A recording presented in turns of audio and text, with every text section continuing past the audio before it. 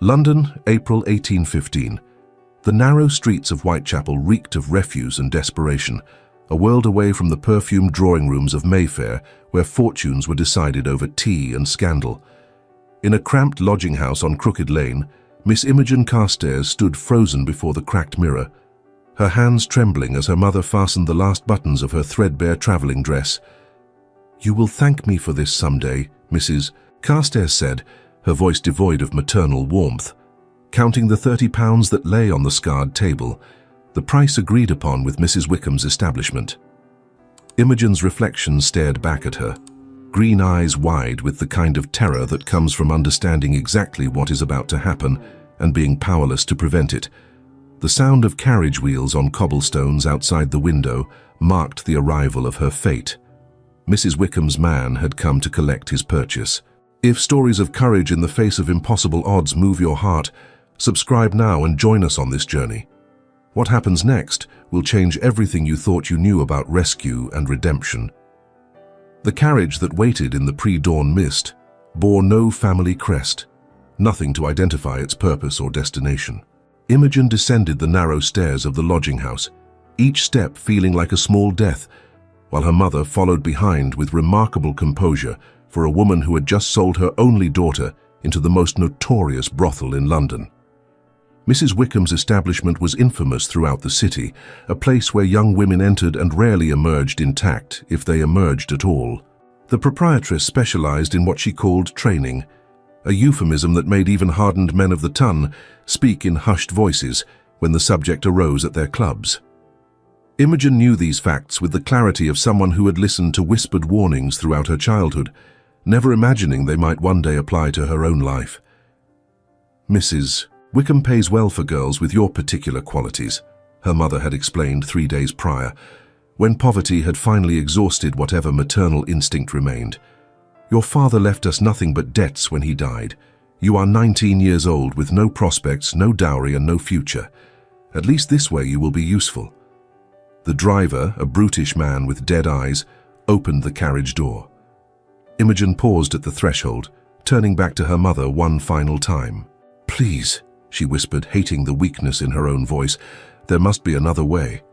"There is no other way," Mrs. Carstairs replied, her face as hard as the cobblestones beneath their feet.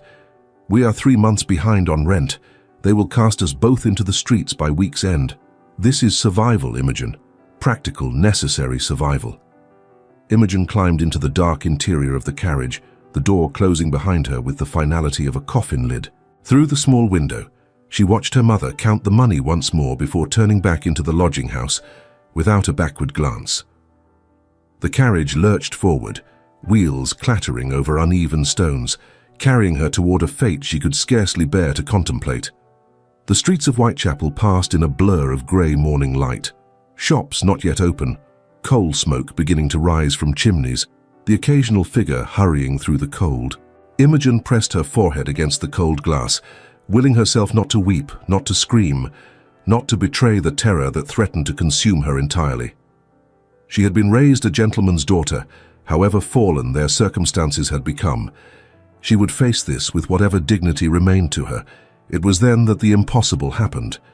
The carriage jerked to an abrupt halt, throwing Imogen forward against the opposite seat. Voices erupted outside, the driver's rough protests met by commands delivered in a tone that brooked no argument. The door flew open, and Imogen found herself staring at a man who seemed conjured from the pages of a novel. Tall, impeccably dressed despite the early hour, with black hair and eyes the color of storm clouds. For a fraction of a second, as he met the terrified eyes of the girl before him, his expression wavered. The same shadow of dread he had seen in his own sister's eyes 5 years before stared back at him now, and his countenance hardened with icy determination. "Miss," he said, his voice carrying the unmistakable accent of the highest aristocracy. "I am Lucian Devereux, Duke of Wycliffe. You will come with me. Now." Behind him, another gentleman held the driver at bay, one hand resting casually on the head of a formidable walking cane. Imogen's mind struggled to comprehend what was occurring. Dukes did not appear in Whitechapel at dawn. Dukes did not rescue girls from brothel-bound carriages. Yet here stood a man who could be nothing else, extending his hand toward her with absolute authority. I do not understand, Imogen managed, though her body was already moving, already reaching for his offered hand as if it were the only solid thing in a world gone mad. Understanding can wait, the Duke replied. Mrs. Wickham's establishments are no place for any woman, let alone one barely out of the schoolroom. Come. His hand closed around hers, strong and warm through her worn gloves, and Imogen found herself lifted from the carriage with surprising gentleness. The other gentleman, whom the Duke addressed as Nathaniel, kept the driver occupied while a third man, clearly a servant of far higher quality than Mrs. Wickham's employee, took charge of a magnificent black curricle that waited nearby. Your Grace, the driver protested, recognition finally dawning. Mrs. Wickham paid good money for that girl. The mother signed papers. Then Mrs. Wickham may apply to me for reimbursement, the Duke said, his voice dropping to a temperature that made even Imogen shiver. I believe she will find the sum of £30 insufficient motivation to challenge a peer of the realm, particularly when that peer happens to know certain facts about her establishment that the magistrates would find most interesting. The driver paled and stepped back. Within moments, Imogen found herself seated in the Duke's curricle, a laprobe tucked around her despite the fact she still wore her traveling dress. The vehicle moved forward with smooth precision, leaving Whitechapel and its horrors behind. How did you know? Imogen asked when she could finally speak. How did you happen to be there at that exact moment? The Duke's companion, Viscount Nathaniel Ashby, as he introduced himself, settled into the opposite seat with a wry smile. His Grace has made it a personal mission to intercept Mrs. Wickham's procurement methods. We maintain contacts throughout the city, who alert us when transactions of this nature are scheduled. 5 years ago, the Duke said, his eyes fixed on the road ahead, my youngest sister was nearly sold to the same establishment by her governess. We rescued her in time, but the experience left its mark. I vowed then that no other woman would suffer that fate, if I could prevent it. The words should have reassured Imogen. Instead, they raised 100 new questions, each more troubling than the last. She had been rescued, yes, but rescued into what? She sat in a curricle with one of England's most eligible bachelors, a man she had never met, traveling toward an unknown destination. Her mother had the legal right to determine her fate until she reached her majority or married. The Duke had committed what could technically be considered abduction, regardless of his noble intentions. Where are you taking me? She asked, surprised by the steadiness in her own voice. My townhouse in Grosvenor Square, the Duke replied. You will be safe there. My grandmother, the Dowager Duchess Augusta, resides with me. Her presence will ensure your reputation remains intact. Before Imogen could respond, they arrived at an address that made her breath catch. The townhouse stood 4 stories high, its facade gleaming white in the growing morning light, windows reflecting the pale sky like a series of watching eyes. Servants appeared as if summoned by magic, taking charge of the curricle, opening doors, ushering them inside with the practiced efficiency of a great household. The silence of the entrance hall was what stunned Imogen first, a silence so profound that the sound of her own hesitant footsteps on the polished marble rang out like a sacrilege. Her eyes followed the curve of a staircase that seemed to ascend to heaven itself, passing portraits of ancestors whose velvet and silk gazes judged her for her mere presence. The air smelled of beeswax and money, scents so foreign to her Whitechapel existence that they made her dizzy.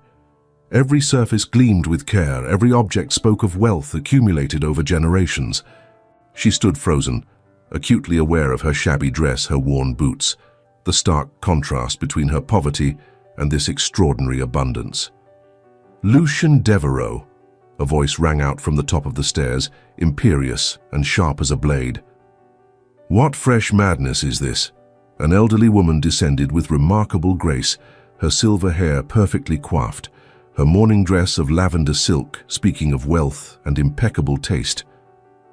Dowager Duchess Augusta of Wycliffe surveyed the scene before her with eyes that missed nothing, her grandson Viscount Ashby and the bedraggled girl standing in her entrance hall.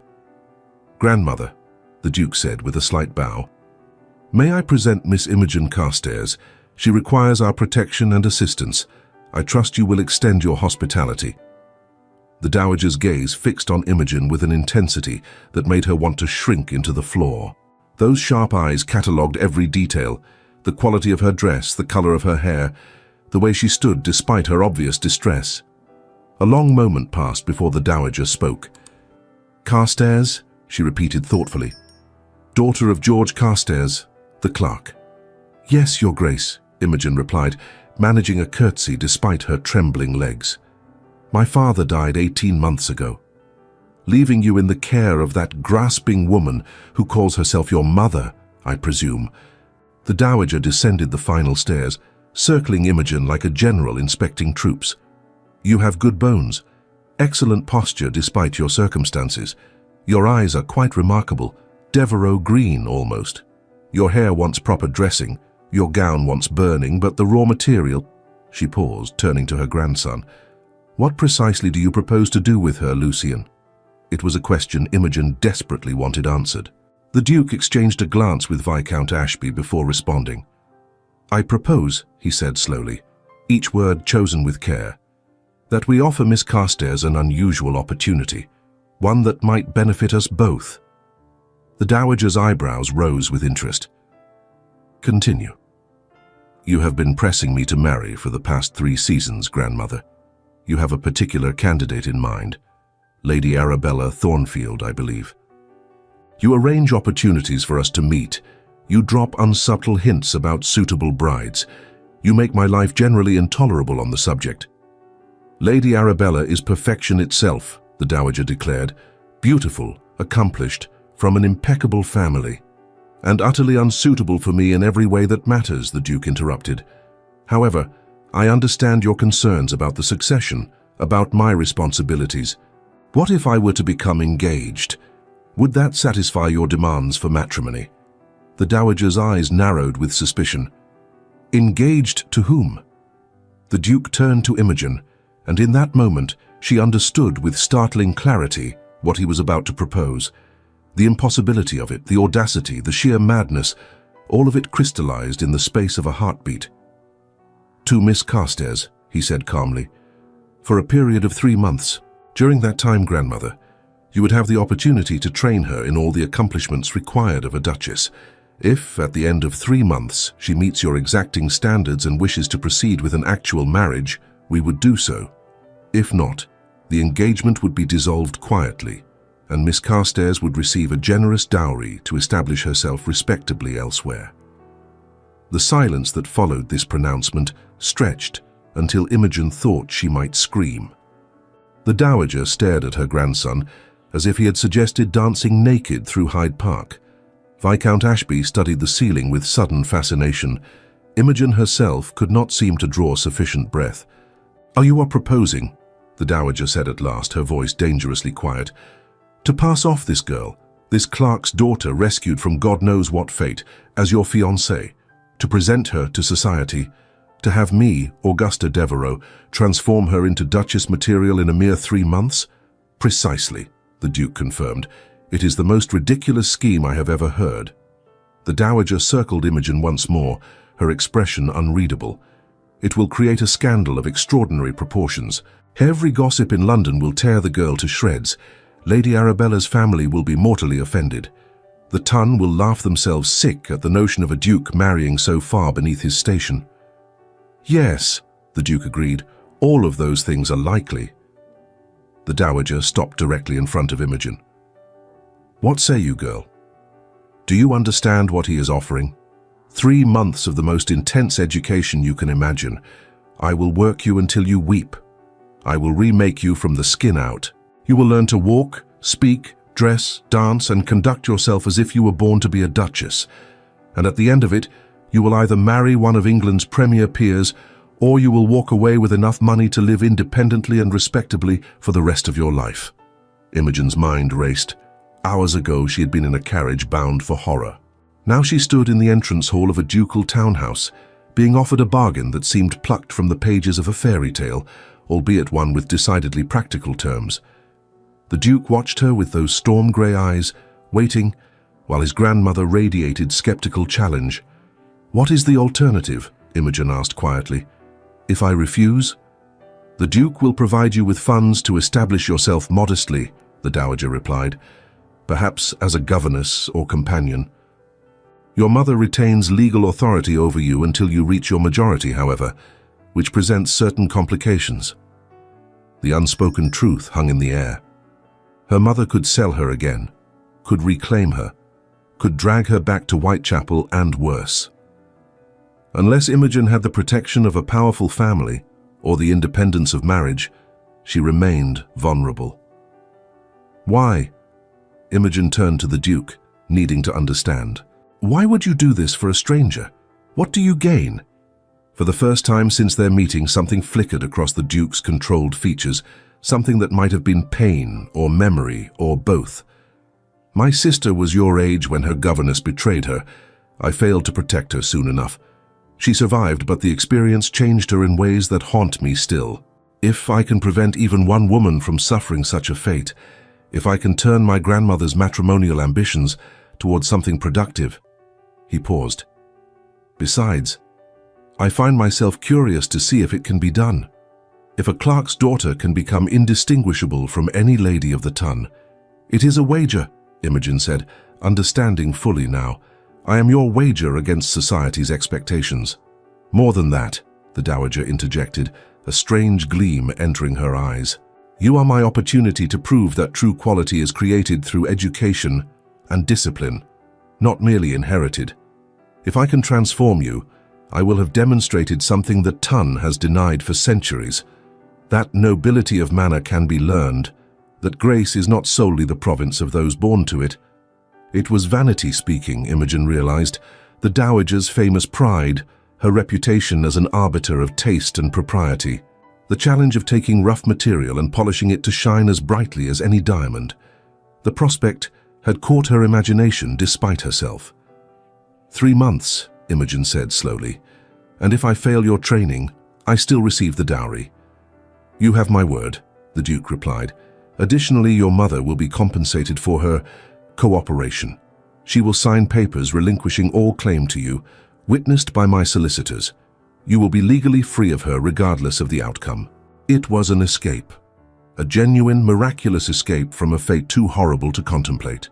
True, she would be trading one form of obligation for another, submitting to the Dowager's notorious strictness, playing the role of fiancée to a man she did not know. But she would be safe. She would be learning. She would have a future beyond the walls of Mrs. Wickham's establishment. "I accept," Imogen said, lifting her chin with a confidence she did not entirely feel. "I will do everything in my power to meet your standards, Your Grace, and at the end of 3 months we will see what has become of your wager." The Dowager's smile was sharp and satisfied. "So be it. We begin immediately. Lucian, have Miss Carstairs' belongings sent over from Whitechapel." "There are no belongings, grandmother," the Duke said quietly. "What she wears is all she possesses." Something flickered across the Dowager's face. Pity, perhaps, or recognition of the depths from which this girl had come. She nodded curtly. "Then we shall start with the basics. Come, Miss Carstairs. The first lesson begins now." The days that followed blurred into an exhausting whirlwind of transformation. The Dowager proved as demanding as promised, beginning each morning at 6 o'clock with posture exercises that left Imogen's back and shoulders aching. She learned to walk with books balanced on her head, to sit without leaning against the chair back, to rise and curtsy with fluid grace rather than the jerky movements of someone unused to formal manners. Imogen discovered that elegance was a constant ache, in the back muscles forced into unnatural straightness, in feet squeezed into dancing slippers that pinched with every step, in the suffocating sensation of a tightly laced corset that restricted each breath.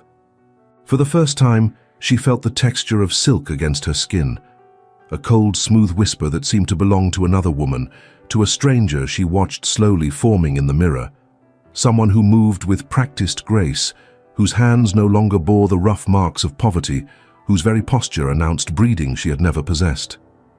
"A duchess," the Dowager declared repeatedly, "is always conscious of her body, her carriage, her presentation. You must appear as though being perfectly correct comes naturally, as though you were born knowing how to comport yourself with elegance." Language lessons occupied the afternoons. Imogen discovered she had a facility for French, picking up pronunciation with surprising ease, though Italian proved more challenging. The dowager hired masters for music, pianoforte, harp, singing, and Imogen threw herself into the instruction with desperate determination. She had no intention of failing. Failure meant losing this miraculous second chance. The Duke himself appeared infrequently during those early weeks. He attended to business, maintained his social obligations, and otherwise gave Imogen space to work with his grandmother. When they did encounter each other, passing in corridors, at breakfast, during carefully chaperoned afternoon visits, he maintained perfect courtesy, asking about her progress, offering encouragement, but never overstepping the bounds of their unusual arrangement. "Do not mistake his distance for indifference," Viscount Ashby told her one afternoon as they walked in the townhouse's small garden. The Viscount had become an unexpected ally, helping Imogen navigate the complex social waters she was learning to swim. "Lucian is being careful. He knows the Tun will scrutinize every interaction between you. If he appears too attentive, they will cry fortune hunter. Too distant, and they will question the validity of the engagement." "Does he regret it?" Imogen asked. "Rescuing me? Proposing this arrangement?" "On the contrary," Nathaniel replied. "I have known Lucian since we were children. I have never seen him as purposeful as he has been these past weeks. I believe you have given him something he has lacked, a mission that engages both his heart and his mind." The words stayed with Imogen as she continued her transformation. The dowager ordered an entire wardrobe from London's finest modistes: morning dresses, afternoon dresses, evening gowns, walking dresses, riding habits. Each fitting became another lesson in deportment, in standing still while others worked, in making decisions about fabric and trim with the confidence of someone who had worn fine things all her life.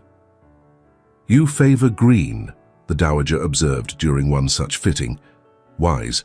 It complements your eyes remarkably. Avoid pink, it washes you out. Ivory rather than white for evening. Remember, you are not a debutante. You are a woman of substance and maturity." By the 6th week, Imogen barely recognized herself in the mirror. Her hair had been cut and dressed in the latest fashion, her posture had transformed, and the constant lessons had refined her speech until only the most discerning ear might detect her origins. The dowager began introducing her to carefully selected members of society, ladies known for discretion, gentlemen who could be trusted not to interrogate too aggressively. At one such gathering, a musical afternoon at Lady Pembroke's, Imogen noticed a young woman standing alone near the terrace doors. The girl could not have been more than 17, her hands trembling slightly as she clutched her fan, her eyes darting nervously as two older ladies nearby exchanged glances and whispered behind their hands. Imogen recognized that particular brand of terror, the fear of being observed, judged, and found wanting. She had worn that same expression mere weeks ago. Without conscious thought, Imogen crossed to the young woman's side. "What a lovely fan," she said warmly, gesturing to the delicate ivory piece. "The painting is exquisite. Is it Italian?" The girl's eyes widened with surprise and relief. "French, actually. It was my grandmother's. Then you must treasure it doubly, for its beauty and its sentiment." Imogen smiled with genuine kindness. "This is your first season, I imagine. Mine as well, in a manner of speaking. Terrifying, is it not?" A small laugh escaped the girl. "I thought I was the only one frightened. We all are, I suspect. We simply become better at hiding it."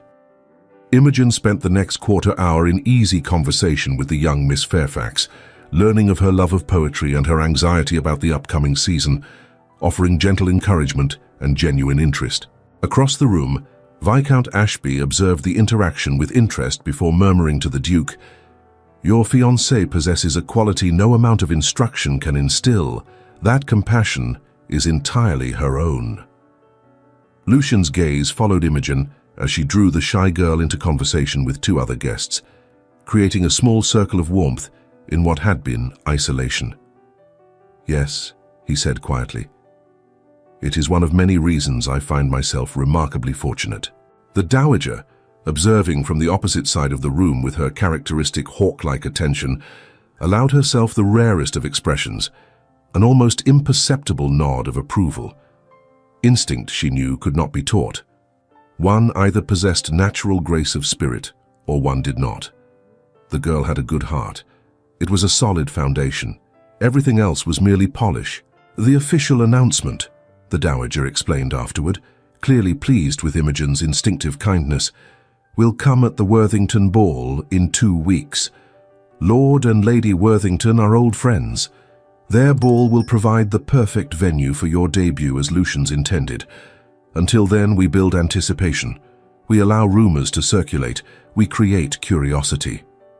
It was during one of these preparatory social events that Imogen first encountered Lady Arabella Thornfield.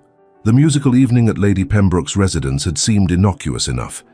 The Dowager had deemed Imogen ready for such gatherings, small affairs where 30 or 40 people assembled to hear accomplished musicians perform, to take light refreshments, to engage in the endless social dance of the ton. Imogen wore a new gown of emerald silk, her hair dressed with small pearls, and she felt almost confident as she entered Lady Pembroke's drawing room on the Duke's arm. The room fell silent for a moment, that telltale pause when something unexpected occurs. Eyes turned toward them, speculation written clearly on dozens of faces. The Duke seemed utterly unperturbed, guiding Imogen through the crowd with the easy assurance of a man entirely comfortable in his position. "Your Grace," Lady Pembroke greeted them warmly. "How delightful to see you. And this must be the young lady everyone is whispering about." "May I present Miss Imogen Carstairs," the Duke said smoothly. "My fiancée." The official designation, spoken aloud for the first time in such company, sent visible shock rippling through the assembled guests. Imogen maintained her composure, executing the perfect curtsy the Dowager had drilled into her, meeting Lady Pembroke's surprised gaze with quiet confidence. "How extraordinary," Lady Pembroke managed, recovering her poise. "Congratulations, Your Grace. Miss Carstairs, welcome." It was then that Imogen saw her, a vision in rose silk, blonde curls perfectly arranged, blue eyes wide with what appeared to be genuine distress. Lady Arabella Thornfield stood near the pianoforte, one hand pressed to her heart, as if physically wounded by the announcement she had just heard. "Excuse me," Lady Arabella murmured to her companion before making her way directly toward them, propriety demanding she acknowledge the Duke, despite whatever personal feelings she harbored. "Your Grace," she said, her voice trembling slightly. "I had heard rumors, but I confess I did not believe them. You are truly engaged." "Indeed, Lady Arabella," the Duke replied, his tone perfectly courteous but cool. "Miss Carstairs has done me the great honor of accepting my proposal." Lady Arabella's gaze turned to Imogen, and for a moment something raw and unguarded flashed across her beautiful features. Then the mask of breeding reasserted itself. "How lovely for you both. I was not aware Your Grace was even acquainted with Miss Carstairs, was it?" "Our acquaintance, while recent, has been deeply meaningful," the Duke said, a subtle warning in his tone that only a fool would ignore.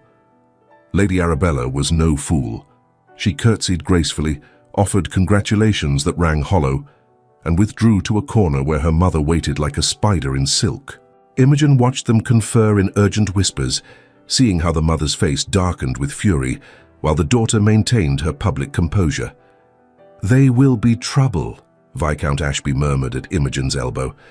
Lady Thornfield had already ordered her daughter's wedding clothes. She considered Lucian as good as secured.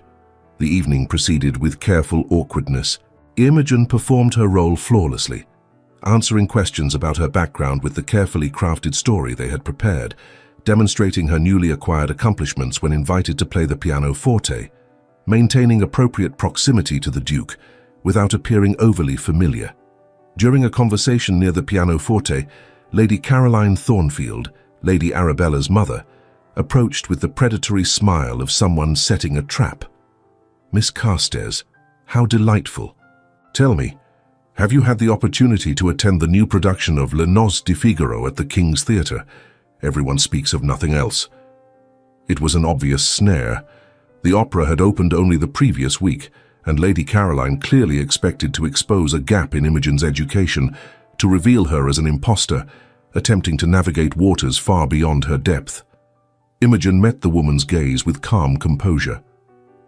"I have not yet had that pleasure, Lady Caroline. However, my late father, being a man of considerable learning, often said that the true soul of any story lies not in the grandeur of its staging, but in the honesty of human emotion it portrays. Music may be divine, but if it fails to make us feel something genuine, it becomes merely beautiful sound, admirable but ultimately hollow." The philosophical response, intelligent and thoughtful, came from Imogen's own experience rather than the dowager's instruction. It deflected the trap, while demonstrating a depth of thought that transcended mere social polish. Lady Caroline's smile faltered slightly as she realized her quarry had escaped. "How very provincial," she managed, though the criticism rang hollow. "How very wise," corrected an elderly gentleman standing nearby, Lord Pembroke himself. "Your father sounds as though he was a gentleman of true education, Miss Carstairs, the sort becoming rare in our modern age." By the time they departed, Imogen felt as though she had navigated a battlefield armed only with good manners and expensive silk, and emerged victorious. "You did well," the Duke told her during the carriage ride home. "Better than well. You were entirely credible." "Lady Arabella hates me," Imogen observed. "Lady Arabella is accustomed to getting what she wants. She will recover." The Duke fell silent for a moment before continuing. "I should perhaps apologize. I have made you the target of considerable hostility by involving you in this scheme." "You rescued me from a fate immeasurably worse," Imogen replied. "Whatever hostility the Tun directs toward me is preferable to the alternative. Besides," she added with a slight smile, "I find I rather enjoy proving I belong where everyone assumes I do not." The Duke laughed, a genuine sound of surprise and pleasure. "My grandmother has trained you too well. That is precisely the sort of confidence required to navigate these waters." Their eyes met in the dim interior of the carriage, and something shifted in that moment, something Imogen could not quite name, but felt nonetheless. It was no longer the admiration of teacher for student, nor pride in a project successfully executed. For the first time, Lucian realized he was simply enjoying her company. Her intelligence amused him, her courage inspired him, her resilience humbled him. He was no longer looking at a protégé but at an equal, and that recognition was both thrilling and dangerous in ways he had not anticipated. The Duke looked away first, his expression becoming shuttered once more, and they completed the journey in silence that felt somehow more intimate than conversation. The Worthington ball arrived with the inexorable force of destiny. Imogen dressed with the dowager's assistance, donning a gown of deep emerald green that made her eyes luminous, her hair arranged in an elaborate style that had taken her maid 2 hours to achieve. When she descended to the entrance hall where the Duke waited, his expression of stunned appreciation told her more than words ever could. "Miss Carstairs," he said formally, offering his arm, "you are magnificent." The ballroom at Worthington House blazed with candlelight, hundreds of guests milling in their finest attire, music already playing as couples took to the floor. The formal announcement came shortly after their arrival, Lord Worthington calling for attention, declaring his pleasure in announcing the engagement of His Grace the Duke of Wickliffe to Miss Imogen Carstairs. The response was everything the Dowager had predicted and prepared Imogen for: applause that rang hollow in places, whispers that rose like a tide, ladies studying Imogen through opera glasses, cataloguing every detail for later dissection, gentlemen regarding the Duke with expressions ranging from confusion to poorly concealed amusement. "Let them stare," the Duke murmured as he led Imogen onto the floor for the first waltz. "They will grow accustomed to you soon enough." Dancing with him proved different from the lessons with masters the Dowager had hired. The Duke's hand at her waist felt warm even through layers of silk and propriety. He moved with effortless grace, guiding her through the steps while maintaining appropriate distance, his attention focused entirely on her despite the hundreds of eyes watching their every movement. "Are you frightened?" he asked quietly. "Terrified," Imogen admitted, "but also strangely exhilarated." "Is that peculiar?" "Not at all. You are discovering your own strength. That is always exhilarating, even when it is also terrifying." The waltz ended too soon and too late. Imogen found herself immediately surrounded by curious guests, enduring questions and scrutiny with the poise the dowager had instilled. Gentlemen requested dances, which she accepted with appropriate modesty. Ladies engaged her in conversation designed to trap her in some error of knowledge or manners, but the dowager's training held firm. It was during one such conversation, near the refreshment table, that disaster struck from an unexpected direction. A woman of middle years, wearing a gown that had seen better days, pushed through the crowd with the desperation of someone who had nothing left to lose. Her entry into the ballroom had likely been accomplished by bribing a footman or following the delivery of supplies through the servants' entrance, the sort of brazen infiltration possible only when desperation overwhelmed all sense of propriety. Imogen recognized her mother half a second before Mrs. Carstairs seized her arm in a grip, painful even through long gloves. "There you are," Mrs. Carstairs declared loudly, her voice cutting through the genteel murmur of the ball. "Playing Duchess, are you? While your own mother starves in Whitechapel." The surrounding conversations died immediately. Every eye in the vicinity turned toward the scene unfolding near the refreshment table.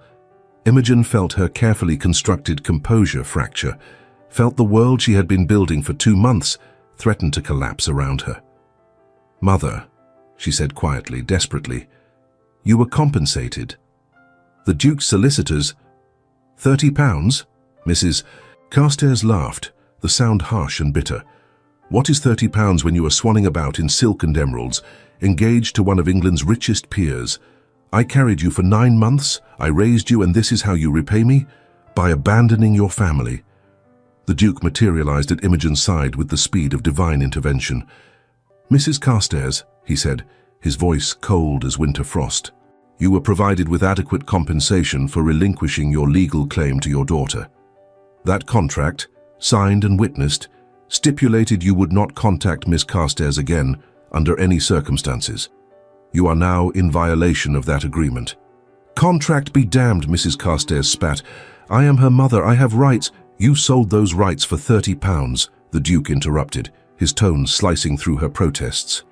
"You attempted to deliver your daughter to a brothel. You forfeited any claim to maternal concern the moment you signed those papers. Now you will leave quietly, or I will have you removed and prosecuted for trespass, harassment, and breach of contract. The choice is entirely yours." 2 footmen appeared as if summoned, their presence making the threat entirely credible. Mrs. Carstairs looked between the Duke and her daughter, seemed to calculate her odds, and finally recognized the futility of her position. With a final venomous glare at Imogen, she allowed herself to be escorted from the ballroom. The silence that followed her departure felt suffocating. Imogen stood frozen, acutely aware of every eye upon her, every mind processing what they had just witnessed. Her origins, her poverty, the ugliness of her past, all of it exposed in the most public venue imaginable. Lady Arabella's voice carried clearly from nearby. "Well, that certainly explains the hasty engagement. One can hardly blame His Grace for acting out of pity." The Duke, who had been preparing to escort Imogen from the ballroom, paused. He did not turn fully toward Lady Arabella, but rather addressed the group surrounding her, his voice not raised yet cutting through the silence with glacial precision. "Pity, Lady Arabella?" he said, each word carefully measured. "That is a sentiment I reserve for those incapable of recognizing strength and integrity when standing before them. Miss Carstairs requires no one's pity, only the respect her character demands, something which this evening she has demonstrated in abundance." He turned back to Imogen, offered his arm with deliberate courtesy, and guided her from the ballroom. The comment resonated through the assembled guests, shaming those who had heard it into uncomfortable silence. It was the dowager who broke the moment as they reached the entrance hall. She swept forward with all the authority of her 70 years and impeccable lineage, her voice carrying back into the ballroom. "Ladies and gentlemen," she announced, her voice brooking no argument, "you have just witnessed an unfortunate woman's attempt to extort money from her betters through emotional manipulation. Miss Carstairs has shown remarkable fortitude in rising above such sordid origins. I, Augusta Devereux, Dowager Duchess of Wycliffe, personally vouch for her character, her accomplishments, and her suitability to become my grandson's wife. Those who question my judgment are welcome to discuss it with me, privately." The last word carried enough threat to silence even the boldest gossip. The dowager extended her arm to Imogen with the clear expectation of obedience. Imogen took it, allowing herself to be guided from the ballroom with as much dignity as she could muster, the Duke following close behind. They departed the ball early, the carriage ride home passing in weighted silence. Once inside the townhouse, Imogen finally allowed her composure to break. She sank onto a chair in the drawing room, her hands trembling so badly she could barely unfasten her wrap. "I have destroyed everything," she whispered. The entire ton witnessed that spectacle. By tomorrow, every scandal sheet in London will carry the story. "Yes," the dowager agreed, settling into her customary chair with unruffled calm. "They will. The question becomes how we respond." "There is no response," Imogen said bitterly. "The damage is done. Your wager has failed, Your Grace. I cannot possibly proceed with this engagement after tonight." "Cannot?" The Duke had been standing by the fireplace, but now he moved to kneel before Imogen's chair, forcing her to meet his gaze. "Or will not. There is a difference, Miss Carstairs." "They all know," Imogen said, fighting tears. "They know what I am, where I came from, what my own mother tried to do to me. How can I possibly face society after this?" "By continuing to hold your head high," the Duke replied. "By refusing to be ashamed of circumstances beyond your control. Your mother's actions speak to her character, not yours. Anyone with sense will recognize that distinction." "The ton is not known for sense," Viscount Ashby observed from the doorway, where he had followed them inside. "However, they are known for following strong leadership. If the Devereux family stands united in support of Miss Carstairs, if we make it clear that we find her entirely acceptable despite her origins, many will fall in line. Others will gossip, yes, but they would gossip regardless. Such is the nature of society." "I will not have you damage your reputation further for my sake," Imogen protested. "My dear child," the dowager said with unexpected gentleness, "my reputation is unassailable. As for Lucien, he has spent his entire adult life being precisely the sort of Duke society expects. Responsible, proper, dutiful. Perhaps it is time he did something unexpected. Perhaps you are exactly the sort of unexpected he needs." The Duke's hand covered Imogen's where it rested on the chair arm.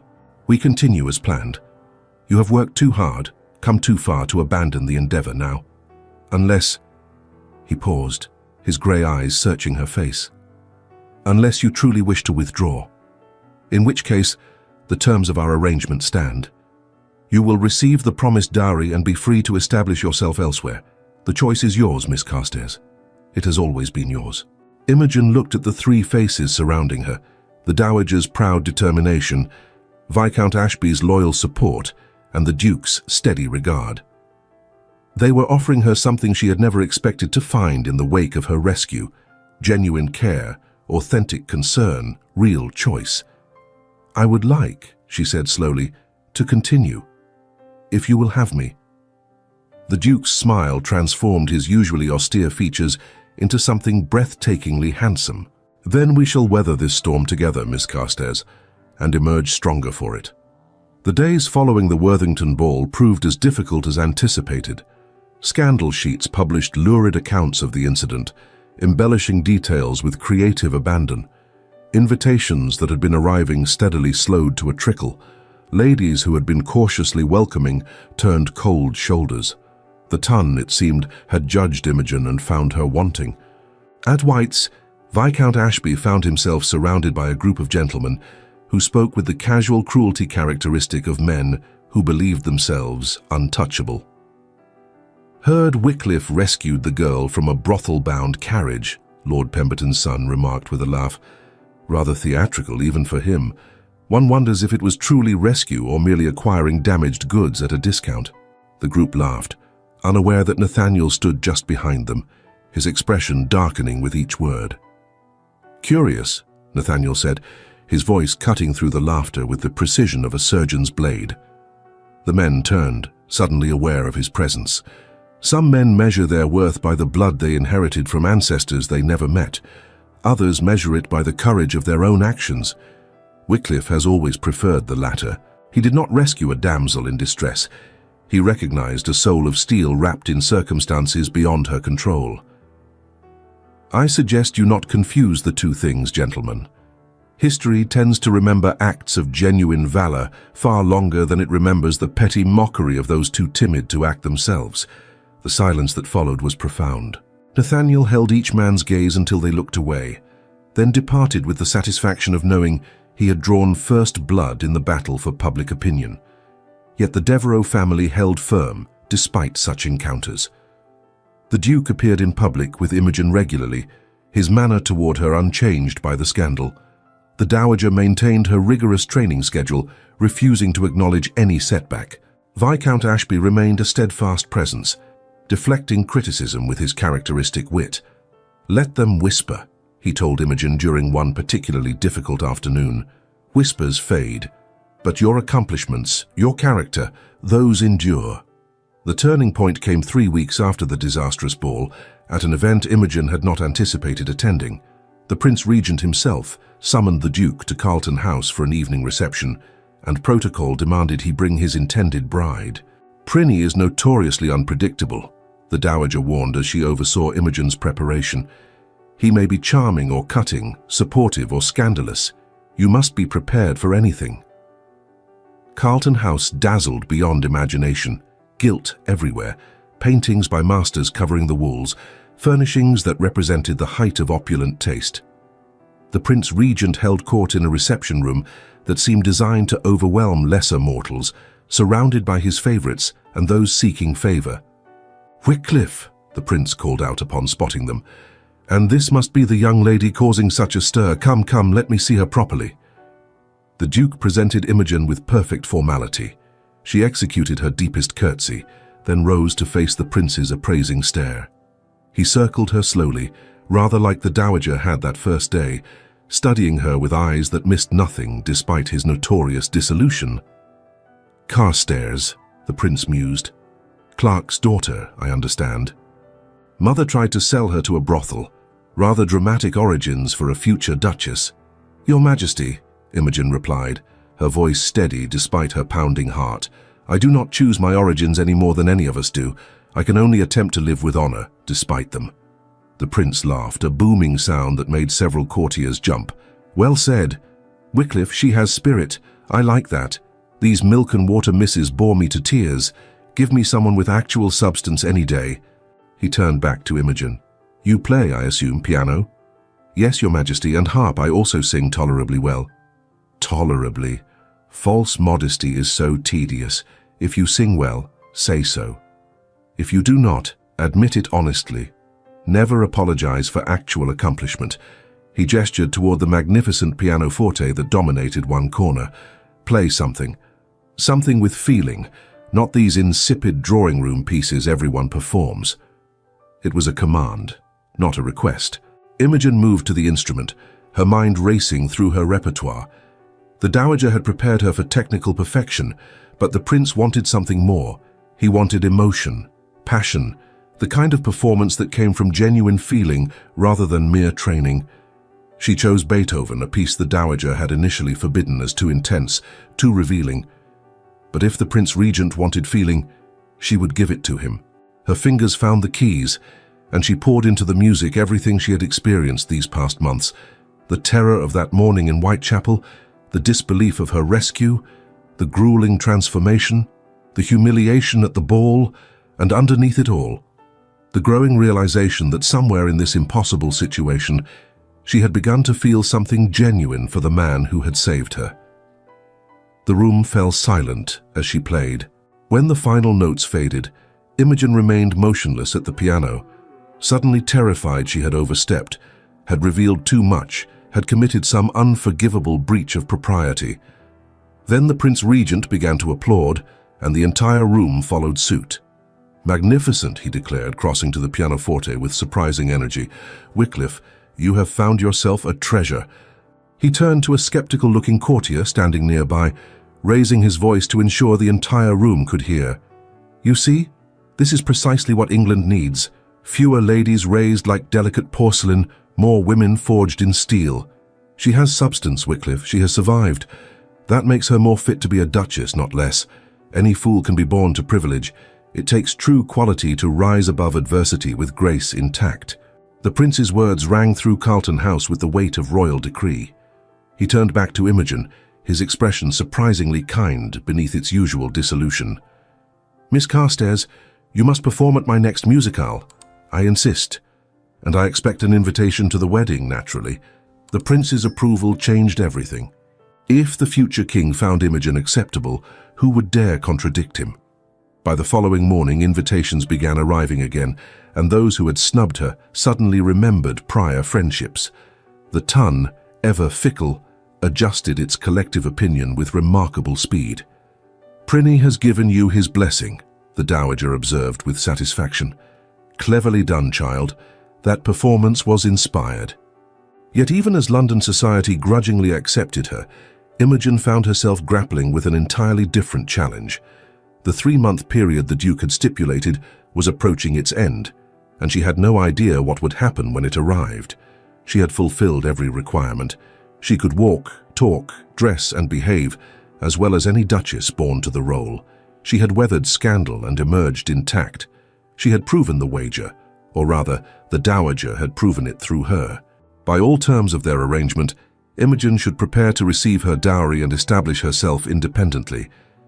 Yet the thought of leaving filled her with unexpected anguish.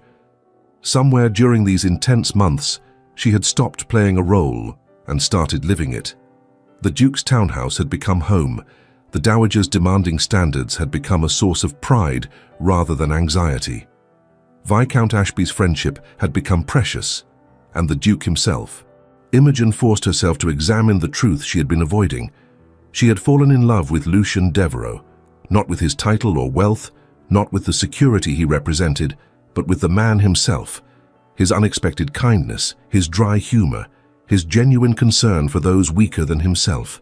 She loved the way his austere expression softened when he smiled, the careful courtesy with which he treated servants, the fierce protectiveness he showed toward those he considered under his care. But their arrangement had been a business transaction, carefully structured to protect them both. The Duke had never suggested he felt anything beyond responsibility toward her. Indeed, he had maintained appropriate distance throughout, never overstepping, never suggesting their relationship might become more than the facade they presented to society. The end of the 3-month period arrived with the inexorable quality of fate. The Duke requested Imogen's presence in the library, a formal meeting to discuss their arrangement's conclusion. She dressed carefully, as if armor of silk might protect her heart, and descended the stairs with the poise the dowager had instilled. The Duke stood by the window, silhouetted against afternoon light, looking every inch the powerful peer he was. He turned as she entered, and for the first time Imogen noticed that his fingers were clenched in a fist at his side, a small crack in his facade of impeccable control. His expression remained carefully neutral. "Miss Carstairs," he began formally, "our arrangement has reached its specified conclusion. You have exceeded every expectation, fulfilled every requirement. My grandmother admits, privately mind you, that she has never trained anyone so successfully. You are by any measure prepared to be a duchess." "Thank you, Your Grace," Imogen replied, keeping her voice steady. "Therefore, I must ask your intentions. Our engagement was always intended to be temporary, unless you chose otherwise. You are now entirely free to make that choice without pressure or obligation. If you wish to proceed with an actual marriage, I would be honored to fulfill our agreement. If you wish to dissolve the engagement and claim your dowry, I will arrange matters with complete discretion. The decision is entirely yours." It was everything they had agreed to: perfect freedom, no coercion, genuine choice. So why did it feel like her heart was being torn from her chest? "What do you wish, Your Grace?" Imogen asked, unable to accept such a cold conclusion to something that had come to mean so much. The Duke's jaw tightened slightly. "My wishes are irrelevant. You were given no choice in your rescue, no choice in this arrangement. I will not compound that by imposing my preferences now.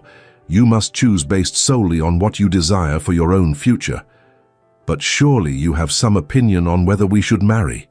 "Miss Carstairs, Imogen," she interrupted, her careful poise cracking. "My name is Imogen, and we have been living in the same house for 3 months, presenting ourselves as engaged, preparing for a marriage that may or may not occur. I think we have moved beyond such formality. The Duke, Lucian, closed his eyes briefly, as if gathering strength. When he opened them again, something raw and unguarded showed in their grey depths. Very well, Imogen. You ask what I wish. I wish... He paused, seeming to wrestle with himself before continuing. I wish to tell you that this arrangement stopped being a convenient solution to my grandmother's matchmaking approximately 6 weeks ago. I wish to admit that I have come to treasure our conversations, to look forward to seeing you each morning, to feel pride in your accomplishments as if they were my own. I wish to confess that the thought of you leaving, of this house returning to the empty state it held before you arrived, fills me with something approaching despair. Imogen's breath caught. Lucian, but I also wish, he continued, his voice rough with emotion he could no longer entirely conceal, to give you genuine freedom to choose your own path. You have been sold, rescued, bargained over, and transformed according to others' wishes. You deserve the opportunity to decide your own fate without any man, even one who has come to care for you deeply, influencing that decision through obligation or gratitude. The words hung between them, heavy with meaning. Imogen crossed the library slowly, each step deliberate until she stood directly before him, close enough to see the tension in his shoulders, the careful control he maintained even now. You believe I would choose to marry you out of obligation? She asked quietly. After everything, you think so little of my ability to recognize my own heart. I think, Lucian replied, that you are 19 years old, that you have experienced extraordinary upheaval, and that you deserve time to understand what you truly want, rather than what circumstances have trained you to accept. Then you underestimate your own instruction, Imogen said, reaching up to touch his face with a boldness that would have scandalized the dowager. You taught me to recognize genuine quality of character. You showed me what honor looks like, what kindness means, what strength allows. You rescued me from horror and gave me not just safety, but opportunity, purpose, a future I chose rather than one imposed upon me. And somewhere in the midst of all that, you gave me something else entirely. You gave me your heart, though you tried desperately to hide it. Imogen. Her name emerged as half prayer, half warning. I choose you, she said simply. Not the title, not the wealth, not even the security, though I am practical enough to appreciate those things. I choose the man who intervenes in Whitechapel carriages at dawn, the man who maintains friendships despite social pressures, the man who treats servants with respect and dances with awkward young women at balls when no one else will. I choose Lucien Devereux, and I will be honored to become his duchess, his wife, and, if Providence is kind, the mother of his children. For a long moment, Lucien simply stared at her, as if unable to believe what he was hearing. Then, with a sound that might have been laughter or relief or both, he pulled her into his arms with a complete disregard for propriety that would have given the dowager an apoplexy. I love you, he said into her hair, the words emerging with the force of long suppression. I have tried not to, tried to maintain appropriate distance, tried to give you freedom to choose. But I love you, Imogen Carstairs, with every fiber of my being, and the thought of letting you go was destroying me. Then do not let me go, Imogen replied, her arms tight around him. Keep me forever. Make me your duchess, your wife, your partner in whatever comes, and love me always, as I will love you. They stood together in the library's golden light, holding each other with an intensity that transcended propriety or reason, two people who had found something neither expected in the midst of a practical arrangement. Genuine, transformative love. The wedding took place 6 weeks later at Wycliffe Park, the Duke's estate in Yorkshire. Though London society would have expected, demanded even, a grand ceremony at St. George's, Hanover Square with hundreds of guests, Lucien and Imogen chose something more intimate. Family and close friends gathered in the estate's ancient chapel, sunlight streaming through medieval stained glass, while a bishop the dowager had known for 40 years performed the ceremony. Imogen wore ivory silk embroidered with silver thread, her hair dressed with pearls that had belonged to Lucien's mother. As she walked down the aisle on Viscount Ashby's arm, he having agreed to stand in for her absent family, she felt no regret, no fear, only a profound sense of rightness. The Duke, Lucian, waited at the altar with an expression of such open happiness that several guests later claimed to have never seen him so transformed. When they spoke their vows, hands clasped, eyes meeting, the chapel seemed to hold its collective breath at the authenticity of feeling being expressed. "I, Lucien Devereux, take thee, Imogen Carstairs, to be my wedded wife," he said clearly, his voice carrying to every corner. "To have and to hold from this day forward, for better, for worse, for richer, for poorer, in sickness and in health, to love and to cherish, till death us do part." Imogen's own vows emerged steady and sure, sealing their union with words that transcended social expectations or practical arrangements. When the bishop pronounced them married, Lucian kissed his bride with a tenderness that made the dowager dab at her eyes with a lace handkerchief. The wedding breakfast that followed featured the Prince Regent as a surprise guest. He had travelled from London specifically to attend, bringing with him a wedding gift of extraordinary value and his official blessing. His presence ensured that any remaining scandal attached to Imogen's name dissolved entirely. Even Lady Arabella, who had married a wealthy merchant in a match her family considered beneath her station, could hardly criticize the Duke's choice when royalty celebrated it. The years that followed brought the kind of happiness Imogen had never imagined possible. She took to her role as Duchess with the same determination that had characterized her transformation, establishing schools for orphaned girls in London, supporting libraries in Yorkshire, and gradually changing perceptions about what a duchess could accomplish.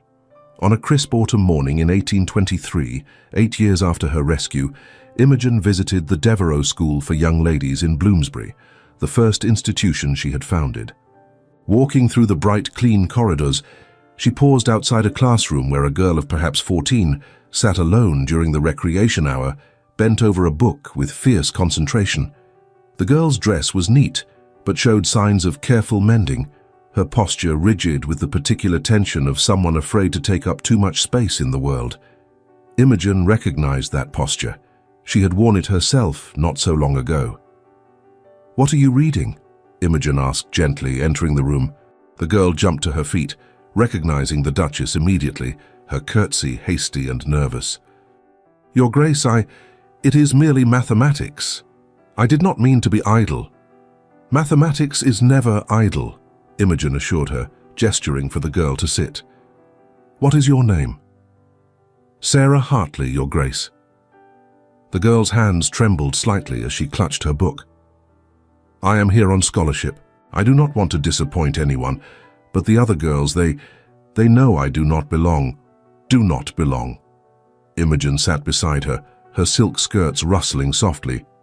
"You have a scholarship because you earned it through your own abilities. That is belonging more truly than any accident of birth could provide." Sarah's eyes widened. "But you are a duchess. You were surely born to this." "No," Imogen said quietly. "I was born to poverty and fear. 8 years ago I stood where you stand now, terrified, uncertain, convinced I could never measure up to what was expected of me." She placed her hand gently over the girl's trembling fingers. "That fear you feel, it is not a sign of weakness. It is merely proof that you understand the value of the opportunity before you. Use it as fuel, my dear, not as an anchor. Let it drive you forward, not hold you back." Tears sprang to Sarah's eyes. "The other girls mock me for studying so hard.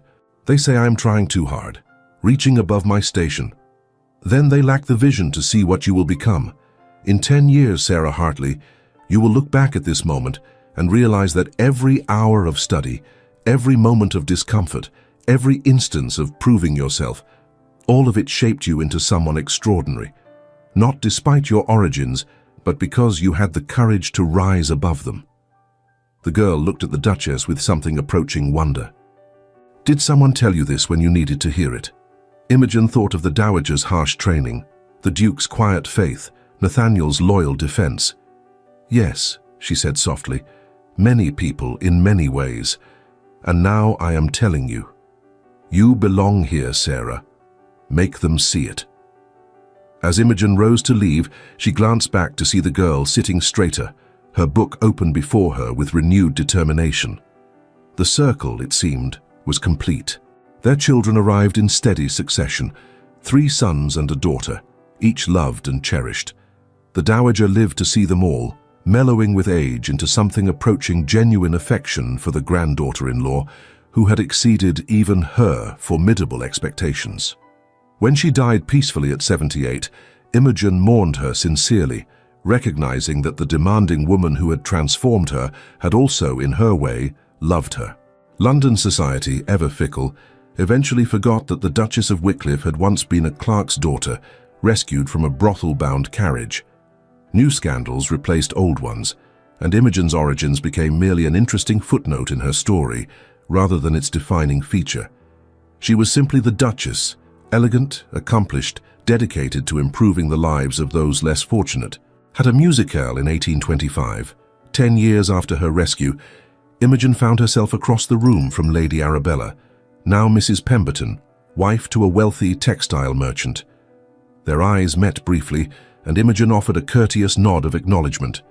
Lady Arabella returned it with mechanical precision, but something in her expression, a tightness around the mouth, a weariness in the eyes, spoke of a life lived without joy. Her gown was expensive, her jewels genuine, but she wore them with the air of someone performing a duty rather than celebrating good fortune. Beside her, Mr. Pemberton spoke animatedly with associates about profit margins, oblivious to his wife's barely concealed boredom. Imogen turned away, feeling not triumph, but a genuine sadness for the woman who had once viewed her with such contempt. Lady Arabella had everything money could buy, yet seemed to possess nothing that truly mattered. Meanwhile, Imogen, once sold for £30, had found a love that transformed lives, a purpose that brought meaning, and a happiness that no amount of wealth could purchase. But Imogen never forgot. Every girl she helped educate, every orphan she supported, every woman she assisted in finding respectable employment, each one represented the girl she had been, the fate she had narrowly escaped, the transformation that genuine care and opportunity could effect. "Do you ever regret it?" Lucian asked her one autumn evening as they walked through Wycliffe Park's gardens. 20 years had passed since that morning in Whitechapel, and they had grown middle-aged together, silver threading through Imogen's auburn hair, lines forming around Lucian's eyes. "Regret what?" Imogen asked, knowing full well what he meant, but wanting to hear him say it. "Any of it. The bargain, the transformation, marrying a man you barely knew under such extraordinary circumstances." Imogen stopped beneath an ancient oak, turning to face her husband with a smile. "I regret nothing. Not the fear, not the difficulty, not even that terrible ball where my mother appeared. Every moment led to this, to you, to our children, to the life we have built together. You rescued me, yes, but you gave me something far greater than mere safety. You gave me the chance to discover who I could become." "And who have you become, my love?" "Myself," Imogen replied simply. "Fully, completely, authentically myself. That is the greatest gift anyone could receive." They stood together in the fading light, two people who had defied every expectation, proven every cynic wrong, and built something lasting from the most unlikely beginnings. Love, it seemed, truly could conquer any obstacle, even the insurmountable barriers of class, the cruelty of fate, and the harsh judgments of society. And that, in the end, was the only truth that mattered. 5 decades later, in the same gardens where they had walked countless times, the Duke and Duchess of Wycliffe sat together watching their grandchildren play. Imogen's hair had turned completely silver, and Lucian's back had curved with age, but their hands remained clasped as they had been that day in the library when everything changed. "We have had a good life," Lucian said quietly. "We have had an extraordinary life," Imogen corrected. "Against all odds, despite all obstacles, we found each other. We built something beautiful." Their children had grown to adulthood, each choosing love over obligation in their own marriages, a legacy Imogen and Lucian had deliberately fostered. The schools Imogen had established continued to educate hundreds of girls annually. The foundation bearing her name had become one of London's most respected charitable organizations. As sunset painted the Yorkshire sky in shades of amber and gold, Imogen leaned against her husband's shoulder, feeling the profound contentment of a life well lived, of love well earned. "Thank you," she whispered, "for rescuing me, for believing in me, for loving me." "Thank you," Lucienne replied, kissing her silver hair, "for choosing me, for transforming not just yourself, but all of us, for proving that true nobility comes from character, not birth." They sat together as twilight deepened, two souls who had found each other in the most impossible circumstances and built something that would endure long after they were gone. A legacy of love, courage, and the unshakable belief that every person, regardless of origin, deserves the chance to discover their own greatness. The end.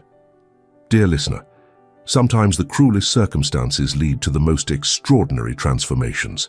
Like Imogen, you may find yourself facing impossible situations, feeling powerless, believing your story has already been written by others' choices. But remember, rescue can come from unexpected places, and within you lies the capacity to become more than anyone, including yourself, ever imagined. Your past does not define your future. The circumstances of your birth, the failures of those who should have protected you, the judgments of those who claim to know your worth, none of these things limit what you can achieve when given opportunity and support. Imogen was sold by her own mother, yet she became a duchess who changed the lives of thousands. Your journey may be different, but the principle remains the same. Courage, determination, and genuine love can overcome any obstacle. Tonight, as you prepare for rest, know that you are capable of extraordinary transformation. You are worthy of rescue, of love, of every good thing life can offer. The bargains others have made on your behalf need not bind you forever. Your true story is still being written, and you hold the pen. Thank you for journeying with us through Imogen and Lucien's remarkable story.